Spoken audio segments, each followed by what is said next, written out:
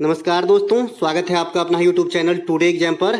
दोस्तों आज है आपका 24 फरवरी 2023 और आज आपका सीआरपीएफ एचसीएम का एग्जाम था।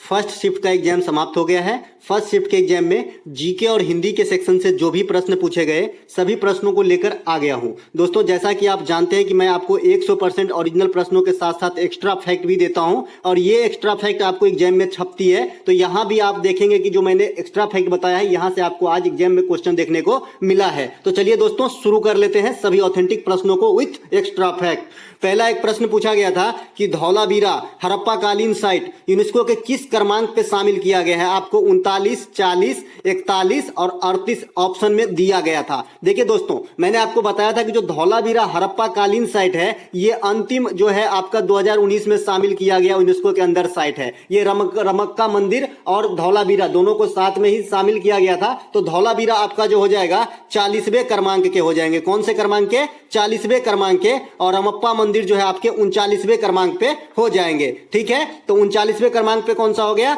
रंगप्पा मंदिर। और धौलावीरा का क्या हो जाएगा राइट आंसर? 40वें क्रमांक पे। अब मैं आपको बता दूं यूनेस्को के बारे में थोड़ा सा और। सबसे पहले धौलावीरा कहां है ये भी आपके लिए जानना जरूरत है। तो धौलावीरा जो है ये आपका गुजरात के अंदर स्थित है। ठीक है, और इसी धौलावीरा के अंदर जो है आपको मैदान टाइप का पुरातात्विक स्थल का खोज हुआ है। तो अगर आने वाले शिफ्ट में अगर ये क्वेश्चन पूछा जाए कि किस जो है हड़प्पा कालीन साइड में मैदान टाइप का जो है पुरातात्विक स्थल का खोज हुआ है तो धौलावीरा ही करके आना है। ठीक है, सबसे पहले यूनेस्को में भारतीय स्थल जो शामिल हुआ यह है आपका आगरा का किला 1983 में। 1983 में 4 चीजों को शामिल किया गया, लेकिन सबसे पहले जो है आपका आगरा का किला का नाम आता है क्रमांक 1 पे। इसके बाद ताजमहल, अजंता की गुफा और एलोरा की गुफा 2, 3 और 4 हो जाएगा। तो ये चारों चीजों को 1983 में शामिल किया गया था। जैसा कि आप जानते हैं अभी तक यूनेस्को में भारत के 40 हड़प्पा का मतलब साइट है जो नॉमिनेट है और सबसे अधिक साइट जो है आपका इटली का है जो यूनेस्को के अंदर शामिल है। तो ये बात भी आपको ध्यान रखेंगे। अगर देश से पूछेगा किस देश के सबसे अधिक सहभागी है यूनेस्को के अंदर तो इटली राइट आंसर करके आना है। इसके अलावा यूनेस्को का मुख्यालय अगर आपसे पूछा जाए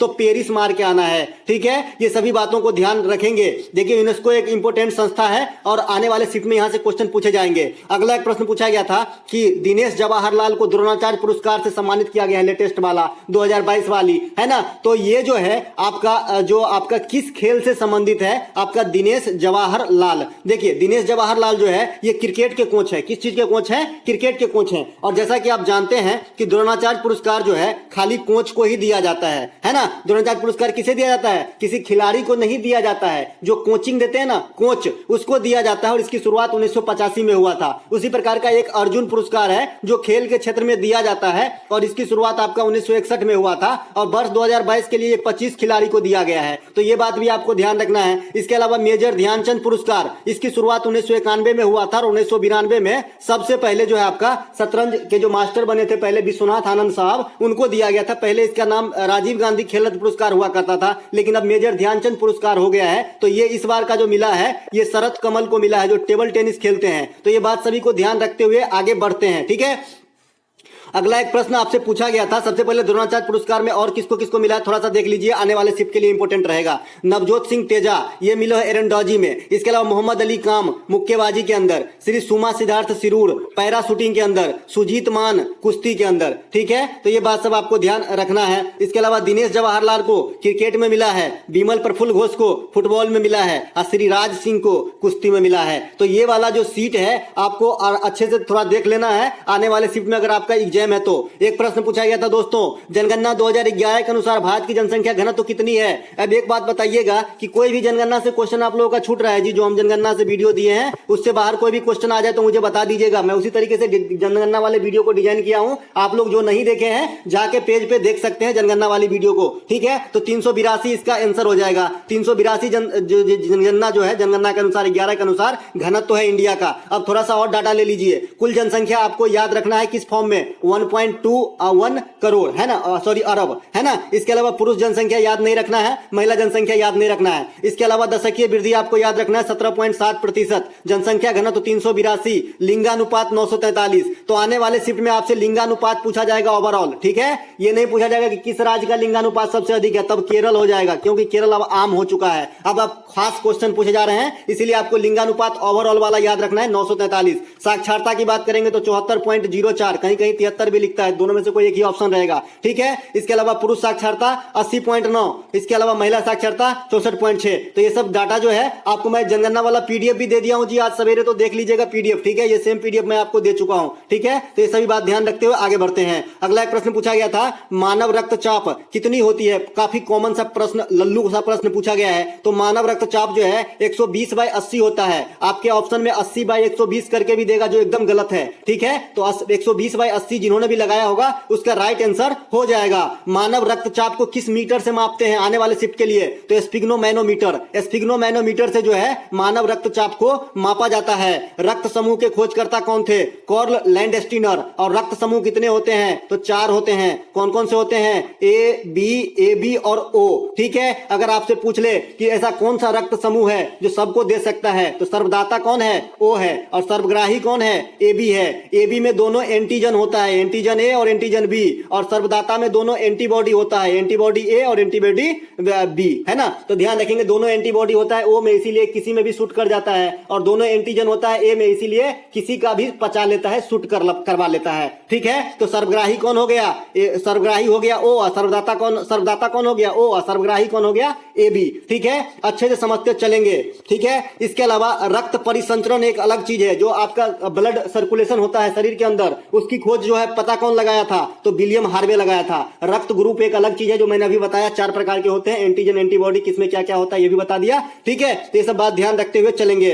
अगला एक प्रश्न पूछा गया था कि लॉर्ड मेयो की हत्या कहां हुआ था? ये वही लॉर्ड मेयो है जिसके काल में सबसे पहले 1872 ईस्वी में भारत में जनगणना हुआ था। और उसी साल 1872 में ही इसकी हत्या जो है आपका कहां पर हुआ था? पोर्ट ब्लेयर के अंदर। पोर्ट ब्लेयर कहां पे है? अंडमान एंड निकोबार द्वीप समूह में। हत्या कौन किए थे? तो शेर अली नामक व्यक्ति ने किए थे। तो ये सभी बातों को ध्यान रखते हुए आगे बढ़ते हैं। अगला एक प्रश्न पूछा गया था कि आरबीआई की स्थापना किस आयोग के द्वारा किया गया था? देखिए, आरबीआई एक जेंटल संस्था है इंडिया के अंदर, और आरबीआई से आपको काफी प्रश्न जो है अभी तक सीआरपीएफ के एग्जाम में नहीं पूछा गया था, लेकिन आज आरबीआई का सिग्नेचर कर दिया गया है। तो आरबीआई के बारे में जो फैक्ट मैं बता रहा हूं इसे ध्यान से सुनिए। सबसे पहले हिल्टन यंग आयोग के द्वारा जो है आपका आरबीआई का स्थापना किया गया था। एक जो है जी थॉमस यंग इसका वैज्ञानिक का नाम है। ये प्रकाश के व्यक्तिकरण का सिद्धांत दिया था। ठीक है, तो इनके नाम भी आप साथ में याद रख सकते हैं। जो प्रकाश का व्यक्तिकरण होता है ना, व्यक्तिकरण भी 2 प्रकार के होते हैं, विनाशी व्यक्तिकरण और संतोषी व्यक्तिकरण। ठीक है, तो व्यक्तिकरण का सिद्धांत जो है थॉमस यंग नामक वैज्ञानिक ने दिया था, और यह है हिल्टन यंग आयोग जो आरबीआई के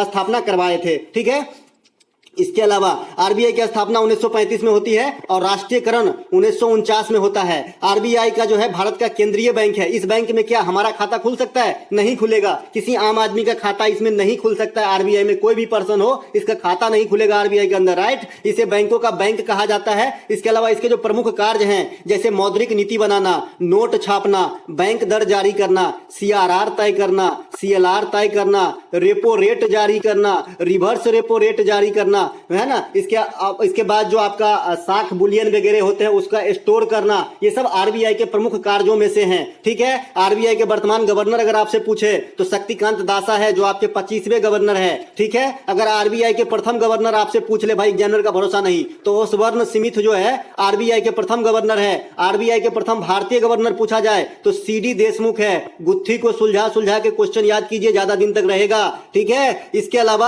आरबीआई का मुख्यालय कहां पे है? तो ये आपका मुंबई में स्थित है। आरबीआई के लोगो में क्या है? तार का वृक्ष और आपका शेर है आरबीआई के लोगो में। ये भी क्वेश्चन ग्रुप डी में पूछा गया था कि लोगो में क्या है। ठीक है, आरबीआई को अंतिम ऋणदाता बैंक कहा जाता है। ये सभी बात ध्यान रखेंगे। एक और इंपॉर्टेंट बात, जो 1 रुपए की नोट होती है उस पे वित्त सचिव भारत सरकार का साइन होता है। वित्त सचिव भारत सरकार के साइन होते हैं। अन्य सभी नोट पे आरबीआई के गवर्नर के साइन होते हैं। आप लोग मुझे कमेंट करके बताएंगे कि कौन से भूतपूर्व प्रधानमंत्री जो है भारत का वित्त सचिव भी रहा है, तो ये मुझे कमेंट करके आप लोग बताएंगे। खानवा का युद्ध किसके किसके मध्य हुआ था? देखिए, खानवा का युद्ध जो है किसके किसके मध्य हुआ था? तो खानवा का युद्ध जो है बाबर और राणा सांगा के बीच 17 मार्च 1527 ईस्वी को लड़ा गया था। इसमें भी बाबर की विजय हुई थी। इसके अलावा पानीपत की प्रथम लड़ाई आपको याद होगा, जब दिल्ली सल्तनत की समाप्ति होती है। लोधी वंश अंतिम वंश, इब्राहिम लोधी अंतिम शासक, और इब्राहिम लोधी को हराता है कौन? बाबर। कौन से युद्ध में? पानीपत की प्रथम लड़ाई। कब होती है? 1526 में। और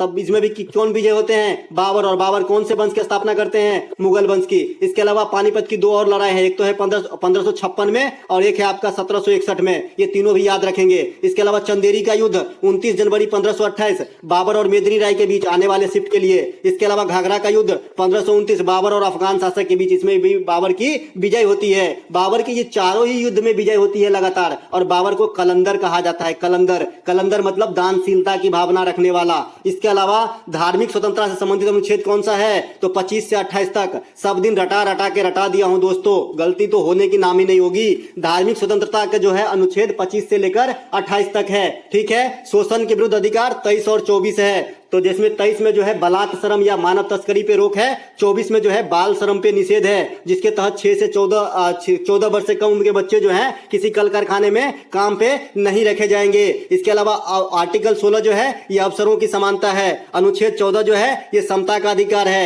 अनुच्छेद 19 जो है ये प्रेस की स्वतंत्रता है। तो ये सभी बातों को आपको ध्यान रखते हुए आगे चलना है। कल जो मैंने बताया था कि भाई 19 के जो आर्टिकल हैं इसमें 6 पार्ट हैं, तो ये 6 पार्ट को आपको याद रखना है, ठीक है। मैं पीडीएफ दे दिया था कल वाला, उसी पीडीएफ में आपको मिलेगा। तो ये टाइम जाया नहीं करते हुए आगे बढ़ रहा हूं। 21 जो आर्टिकल है ये निजता का अधिकार है। आर्टिकल 32 को संवैधानिक उपचारों का अधिकार कहा जाता है, और इसे भीमराव अंबेडकर साहब ने संविधान का आत्मा कहा था। वैसे संविधान का आत्मा जनरल वे में किसे कहा जाता है? उद्देशिका को कहा जाता है, प्रियम्बल को कहा जाता है, या प्रस्तावना को कहा जाता है जी, है ना। तो अगर जनरल वे में पूछे कि संविधान की आत्मा किसे कहते हैं तो उद्देशिका या प्रस्तावना को। लेकिन अगर अकॉर्डिंग टू भीमराव अंबेडकर साहब संविधान की आत्मा क्या है तो आपका संवैधानिक उपचारों का अधिकार, यानी आर्टिकल 32। आर्टिकल 32 के तहत ही सुप्रीम कोर्ट जो है 5 प्रकार का रीट जारी करता है। ये रीट कौन कौन से होते हैं? बंदी प्रतिरक्षण, परमा निषेध, निषेधाधिकार, अधिकार परीक्षा, ये सब है। इसके अलावा जो आपका मौलिक अधिकार का हनन होता है आम आदमी का,